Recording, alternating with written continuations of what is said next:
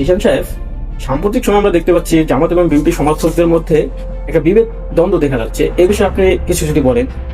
ধন্যবাদ আরিফ সাহেব আপনাকে।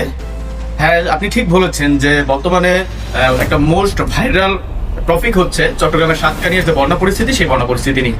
বন্যা পরিস্থিতির মধ্যে আমরা দেখতে পাচ্ছি বিএনপি এবং জামাত সমর্থকদের মধ্যে বিভিন্ন ধরনের বিভেদ এবং প্রশ্ন এবং সমালোচনা সৃষ্টি হয়েছে। তার মধ্যে জামাতের যে সমর্থকরা রয়েছে তারা এটা বারবার অভিযোগ তুলছে যে বর্তমান যে সরকার রয়েছে, প্রধানমন্ত্রী তারেক রহমান সরকারের উচিত ছিল যে বন্যা পরিস্থিতি সরাসরি মাঠে গিয়ে পরিদর্শন করা, কিন্তু তা না করে তিনি বিভিন্ন সভা সেমিনার এবং তার ওয়াইফকে পরিচয় করে দিচ্ছেন তার লক্ষ্য এবং উদ্দেশ্য তার ওয়াইফ। এক্ষেত্রেও একটা সমালোচনা সৃষ্টি হয়েছে।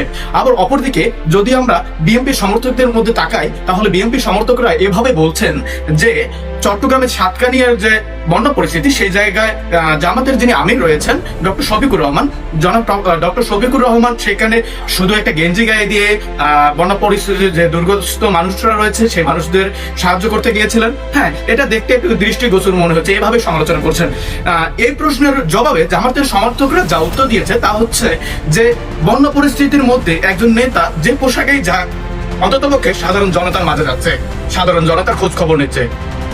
বর্তমান পরিস্থিতি নিয়ে জামাত এবং বিএনপির সমর্থকদের মধ্যে যে উত্তেজনা এবং সমালোচনা, এই বর্তমানে এইটুকু খবর নিয়ে আমি জিশান আজকে এই পর্যন্তই শেষ করছি। ধন্যবাদ, আল্লাহ হাফেজ।